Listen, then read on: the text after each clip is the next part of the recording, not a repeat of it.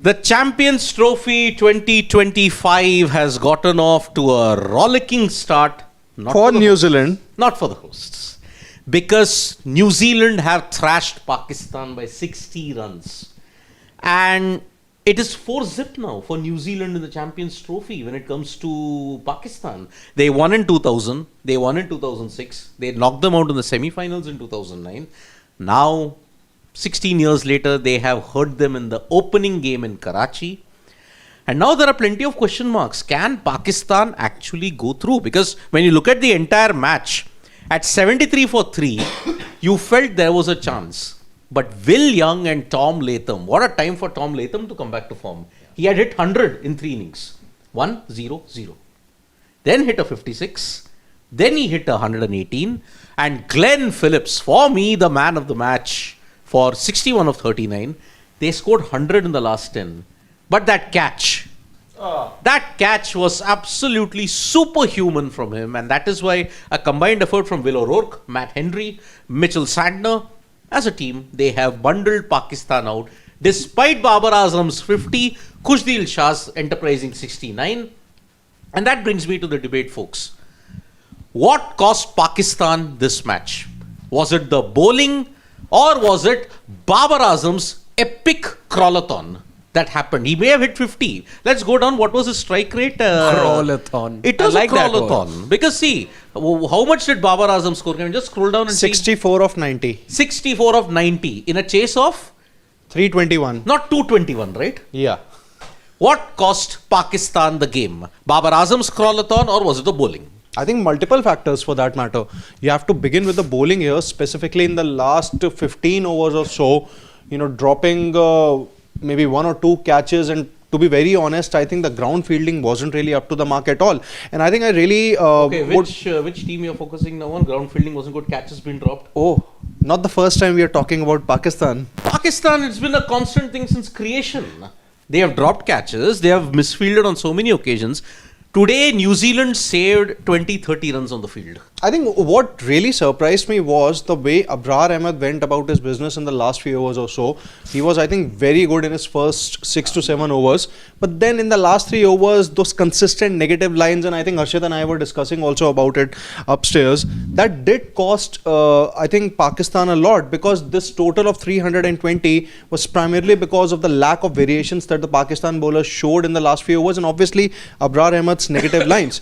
You talk about, their batting, they were obviously a step behind when they came out to bat with Saud Shakil opening in place of Fakhar Zaman, because he did not wasn't really on the field for a large part of New Zealand's innings there, and that's why he had to wait for his chance. He came in at number 4, and that's where, I really feel that Pakistan probably made a mistake by having Fakhar Zaman at 4, because when you know that he is not really fit and the only way he can go about his work is to just stand there and hit, it would have made sense to promote either Salman Agha, Tayyab Tahir or Khushdil Shah at number 4, because you know that Fakhar Zaman was not really fit. So he could not really take those singles and doubles also. Would you have wanted to bat him right towards the end, like the way you had Rohit Sharma and the match then went to Super Bangladesh? Not Super Over, they lost by 5 runs. 5 runs, yeah. He got a 50 odd or just the thumb. I'm not saying that he should have batted at 8 or 9, but 7 would have been okay, because rather than having a half-fit Fakhar Zaman at number 4,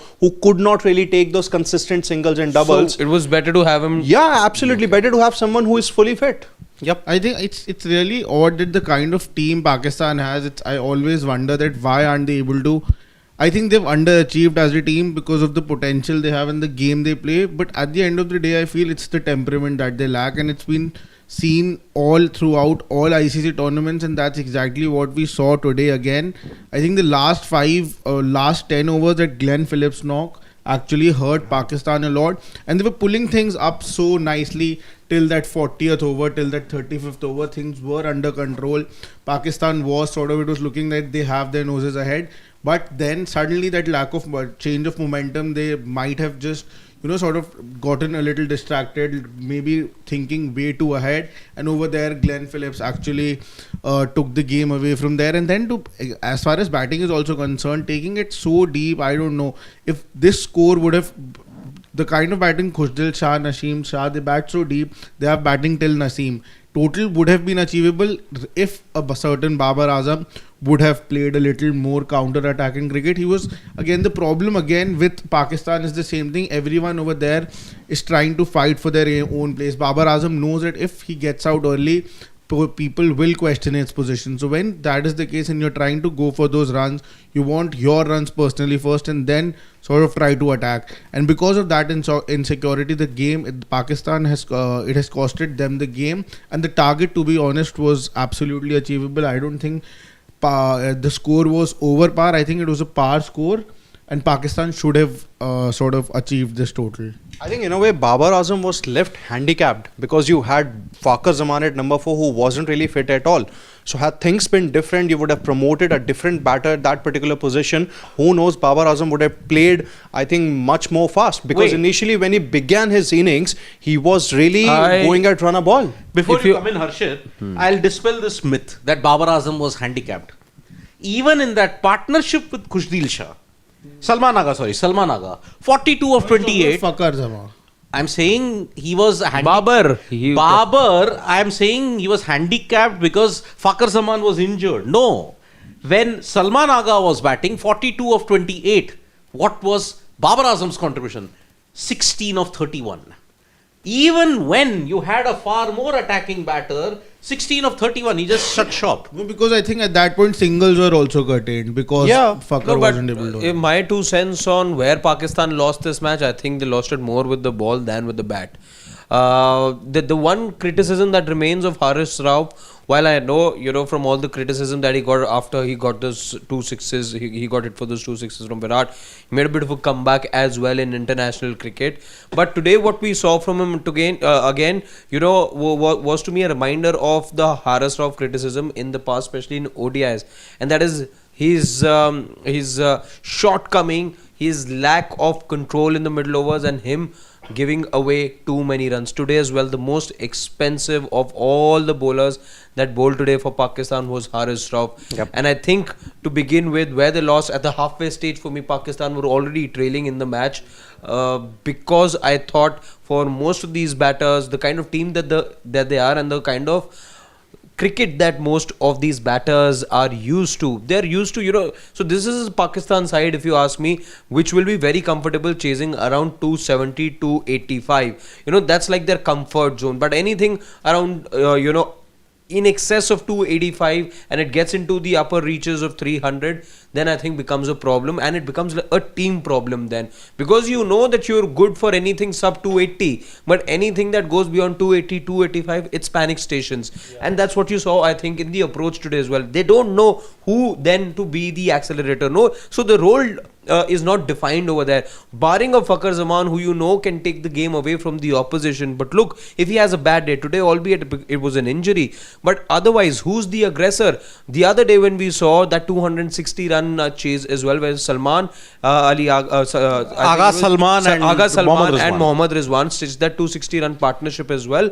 It was Rizwan, I think, on that day, who again had a strike rate less than 100, but it was Salman who then had a strike rate of about 120, 130. Today, though, I didn't see that kind of clarity. Yes, 150 for Salman Aga again, but by then you realize that the game had already drifted away from you. Your big batters, and the one thing with Pakistan we've seen is they need one of their big names to stick around. They need a Fakhar Zaman, Babar Azam or a Rizwan to be around. Otherwise, it all goes down to the drain for Pakistan, and it's a consistent pattern that I've seen with them. Look, why do you say that you think that the game was lost at the halfway mark? Because I feel 320 exactly what I said. This team, because you look at the strike rates for all their batters, most of them, it'll all be. No, but just a couple of days, in these conditions only, they chased down 350 odd runs, and I think. And what happened in the final? See, quality of bowling also matters. What I'm trying to get to is that 320 looked absolutely chaseable in these conditions,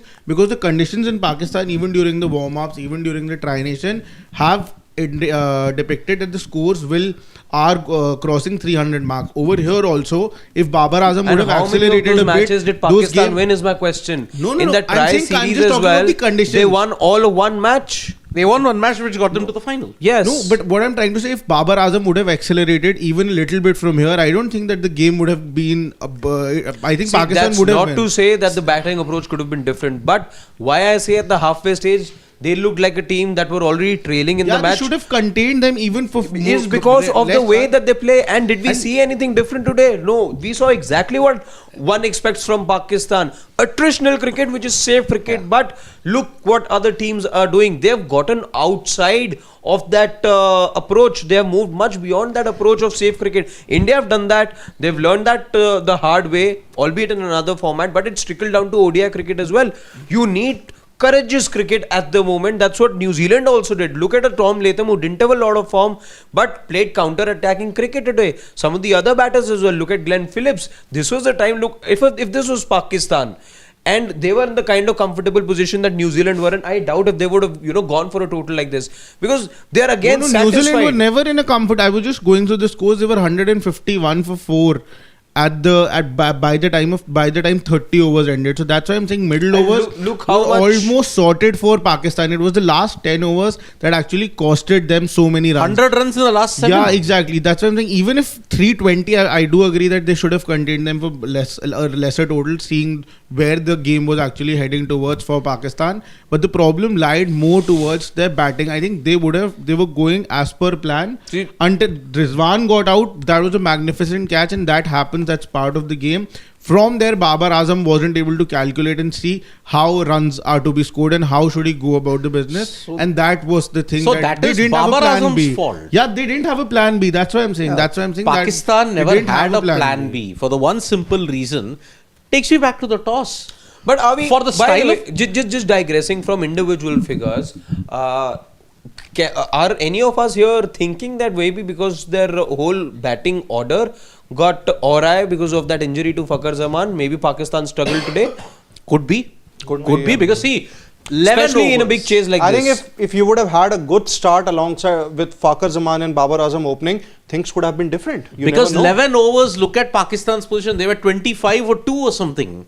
11 overs, run rate of 2, chasing 321. You cannot be in the game. You saw it with India in 2019. They were 26 for no loss in 10 overs against Yeah. England. They struggled to make up ground after that. That is the main problem. So, it again takes me back to the toss. Mohammad Rizwan won the toss today and stated we will like to chase. Because I think that there's was probably the right going to be decision. due. No, but what was the problem with that? The problem is for the way Pakistan play cricket. They Chasing can't is- afford chasing. No. They can't afford batting first. That's No, why they actually- also lost during. They also lost. You know what is in the the other first. factor? No, See, if you I'll go- tell you why. Because I don't know. They know. See, this was a problem with India also. Wait. a few years back. I Let me remember. finish. For two simple reasons. When Pakistan were chasing today, the ball spun double. Yeah. Then what they were doing in the day session. You have Abrar, you have Salman Agha, you have Khushdeel. Couldn't they have utilized the conditions slightly better? Yeah. But That they is- believe there's going to be due. That's what No, Rizwan I but think- that was I think- across. No, I think even during the dugout when we were talking about, we were with Nikhil sir, we were discussing this at that point also, that if Pakistan would have batted, if Pakistan would have bowled first, I think there would have been advantage for them, even more advantage, because Pakistan was batting first, bowling first. I'm sorry, but I don't think anybody was expecting that the ball is going to turn even more during the second innings. I don't think firstly that was on the cards. So the reason they chose to bowl first, I think. I remember this was a problem with India also a couple of years back, that India did not know how to set totals in T20. Yeah. That was a problem with India. I think that's the same problem with Pakistan and ODI. They do not know Exactly the what I was safe telling you, total- that even safe if they totals were are. in the kind But of when it position comes that down New to Zealand chase, were they in, know how to. they wouldn't have been looking at the kind of total New Yeah, Zealand.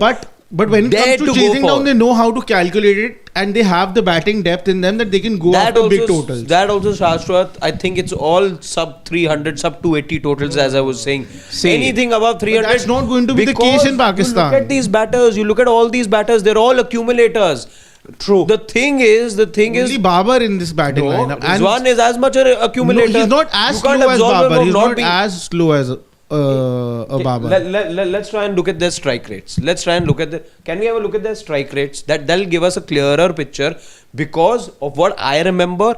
It's hard to differentiate. Overall between the career two. strike rate. Overall, let's take a look at their overall strike rate. That'll give us an impression. So how Babar and Rizwan. Babar and Rizwan. Okay. See, again, you've been very, very blindsided by two instances. One, they chased down 340 versus Sri Lanka in Hyderabad. Number one. They chased down 350 against South Africa. Just now in Karachi. But Karachi has produced extreme wickets when you look at it. One was 300, but Pakistan couldn't similar defend. strike rate in ODIs. So Both 88. 88 for Rizwan. And 88 for Babar. Exactly my point. 88.14. So nobody knows who should be taking the lead in total. So this was the kind of total where you needed batters to be batting at about 100 striker or a little over that. True. Because you were chasing above 300. Right? And the wicket wasn't This is really where that that bad clarity at is all. missing. And today what happened on top of that, which is why I actually feel that Fakhar Zaman not opening actually derailed Pakistan's plans, because when you need things to be done the way that you're not supposed to or used to doing, then you need that enigmatic figure to fire. Then you need the enigma to come to the fore. And that enigma in this Pakistan lineup is Fakhar Zaman. Now once he was gone, and you didn't know where he would bat, whether it'll be 4, whether it'll be 8, then it was panic stations. Nobody knew who to, change gears, how to change those I gears. think if Rizwan continued to bat with Babar Azam, I think Rizwan would have been the one who would have switched gears, but that wicket caused them a lot, and then Babar had no idea how to go about his business. He was confused between should he score his runs first, because if he failed, then all the eyes would have been See, on let's him. be honest, But we this is only saw gone after limited them. initiative from him. Very. Yeah. Very limited Till he did initiative. not You get to his cannot. 50. Yes. You saw very limited initiative from Babar Azam, and it's the same problem that's been ailing Pakistan cricket. Yep. Especially in ODIs. They do, which is why for them it is a problem setting totals, if you ask me. Anything that goes, that is over and above their comfort zone, which I just mentioned a couple of times, this is what will happen to them, I feel. They Exactly. really don't know their strengths. And even historically, Pakistan have never chased well. I think they've started to chase well in the last few years or so. But overall, apart from that 340 odd the chase against Sri Lanka in Hyderabad, 350 odd the chase the other day in the Okay, tri-series 200 against versus New Zealand in that Ray yeah. Patel game in Bengaluru. True. Okay, where Fakhar Zaman was. But there have been just a few occasions where Very few. they have done that. But overall, what Pakistan should have probably done today in hindsight is bat See, first. Pakistan at this point in time, they don't know their strengths. Whether it's chasing, whether it is setting a total up. No, if they would have gone out and batted first, I think it would have been equally. See, this even wicket was worse than sluggish. this. It was sluggish. Let's make no mistake about this. Wicket was a typical Karachi slugfest that was there. Okay, it became difficult with the new ball under lights and also spin. You saw the amount of spin that Glenn Phillips and But all the the odd others- ball Just turn, one question season, before we not get all into- the balls weren't turning. It Before was we just get the into odd the balls that comments, turned. what is it that the tailenders had eaten during the halfway stage that they were clearing the boundary for fun? I want to know that. Yeah, total of 6 sixes been hit from 5 sixes been hit from numbers 8 onwards. That's why I'm saying that chasing for them is a easier job, because I think they bat really deep. I don't consider Shaheen as a tail ender in But that you consider sense. Naseem as a batter. No. Yeah, I'm saying neither is Shaheen a tail ender, neither is Naseem, and neither was Tayyab Tahir or Khushdil Shah. This is the packed lower Yeah, middle order. Shaheen, come on, Sashwat. No, I think Shaheen, you're being very I'm nice saying, to... no. I'm saying as a tail ender is somebody who cannot even counter the bowling for 10 He's balls. as good a tail ender, I think, as they He get. bats over Naseem Shah in T20, bats at number 6, 7 on occasions. That's the problem with Pakistan. You play 7 batters, 4 who are on a prayer, and then you got the tail. That's the issue. Only apart from a Rizwan, Fakhar Zaman or a Babar Azam, you have no one. Saud Shakil is the kind of a guy you need in a 220 run chase in the middle order if you're in trouble. But Salman Agha, the only positives are Salman Agha and Khushdil Shah. The way how they batted, the enterprise that they showed. Otherwise, it was a clinical performance from using the catching and the fielding. Made a difference of 30 After runs. a point, though, I thought that they didn't want to end things quickly, because there were a couple of catches that fell in no man's land. I felt that, a little more initiative from the fielders, but they knew that the game was well in the pocket, which is why I thought. But totally agree with you, Siddharth, that the fielding was superlative, to say the least, from New Zealand today. Glenn Phillips. They really played, and this is exactly the reason. I remember while we were doing the SWOT analysis, there's one thing I said about this New Zealand team. They're a holistic team. They are a very well-rounded team, and you saw a well-rounded display today. Yep. The Pacers got you a couple of those breakthroughs right towards the start. The spinners operated very well in the middle overs, and the batters had done their bit with the bat. Yep, Will Young, Tom Latham, Glenn Phillips, all of them chipped in. Top of the order, middle order.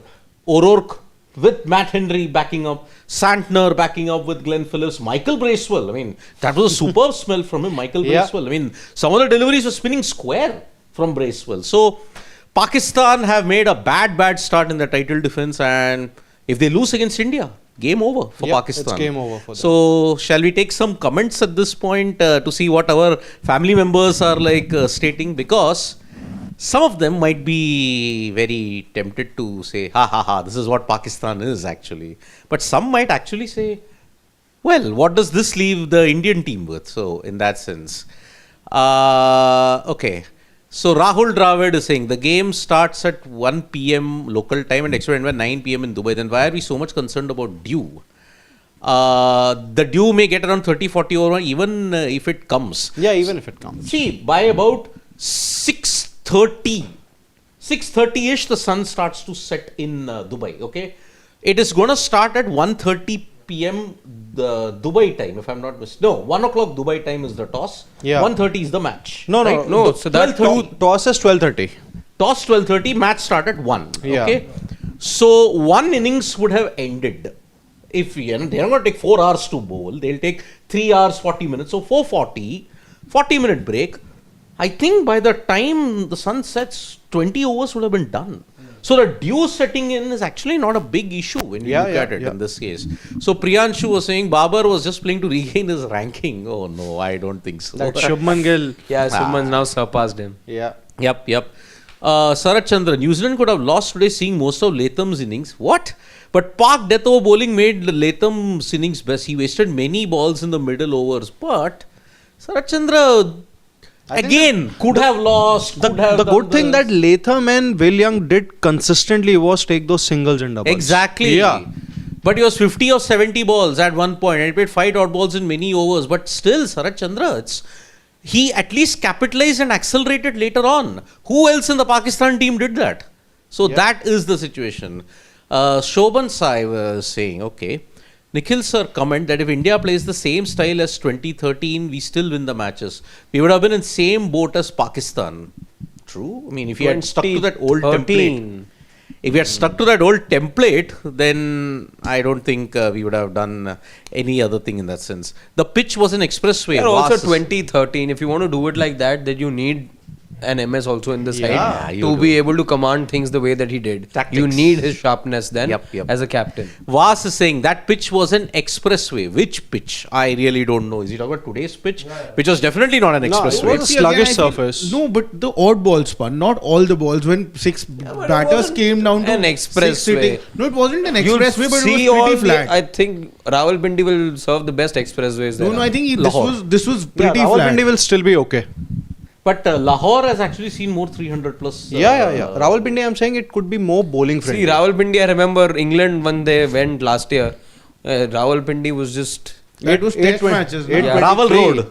It was not Pindi, it was No, Rawal but I think Road. this pitch was also, it wasn't sluggish or in that. It was just odd balls did turn, but I think it was a good wicket to bat on. We saw Naseem Shah and Khushdil Shah, the way they were hitting the balls. Come on, it wasn't. That was when there is absolutely the game is gone from you. Just swing. No. You swing and then you get the result. I'm saying, That's but it. the way the ball was middling, I think there was sufficient bounce. We are reading too much. We are reading too much into Naseem Shah. And, No, come I'm not talking about Naseem Shah. I think the wicket in general, I thought it wasn't so sluggish. Oh no, please. If you can't get to 321 on such a kind of a road, if you so much say. Sorry, I really can't understand this. Daniel is saying, few years ago I used to think Babar and Shaheen are the real talent. Now I realize they are latent. And who compared Babar with Virat? It's insulting. See, there is nothing. He has himself said that. Yeah, he himself has said it. You know, it's something that a lot of people will realize. A lot of people will realize that the comparison, nothing wrong with comparing, but the comparison was just premature. That was the Very problem. much. Very much. See, there with Babar Azam, could he have been considered as being in the Fab Five? No. His test record is not that great. So that's the major issue. So Freaking Awesome has a comment, I think last couple of comments, that Babar puts unnecessary pressure on other batters. How many risks Salman Agha could take at that point? He tried hard, but he alone could not do it. Look at the shot selection. That was one of the reasons. But then I also think that Pakistan made a mistake by promoting Fakhar Zaman when you knew that he wasn't really 100% fit. I know. Maybe they should have done what India did with Rohit. At least they came close in that match. At number 7 or But number the 8 could have total been was okay. also pretty low at that time. It wasn't a 350 plus chase. 270 odd, yeah. 270. Big psychological difference. Chalo, last one before we leave for the night. Yeah, last one. Guys, please stop trolling Babar. We're not trolling. No, we're not Babar. trolling. Where are we trolling him? Yeah, come on. We are Sarat not. Chandra says that Pakistan lost it in the power play of their batting. I said Pakistan lost it with the ball. Last 7 overs, 100 runs. You Ball, can't expect to even get I back. felt So, lost more yes, with the ball. this opener in the ICC Champions Trophy is done and dusted. We hope for better contests to follow. It's just day 1 of the Champions Trophy. Yeah. We're in for a good couple of weeks of action. Tomorrow, Group A's all games will be done, and the next 2 days, Group B's games will be done. So tomorrow it is India versus Bangladesh at the Ring of Fire, Dubai International Cricket Stadium. 1 o'clock local time or 12:30 local time. 2 Toss. o'clock here is the toss. We'll all be there for India versus Bangladesh. So do stay tuned. There'll be a lot more inputs coming in from Dubai as we build towards the game. So from me, Harshit, Shashwat and Sid Gulati here, it is bye-bye. Now I can say Nandri, Vanakkam, Shubhratri, Shabba Khair. Eat your vegetables. And don't trouble no one. More videos are coming. So subscribe to Sports Today for all the latest content. That's right. Bye-bye.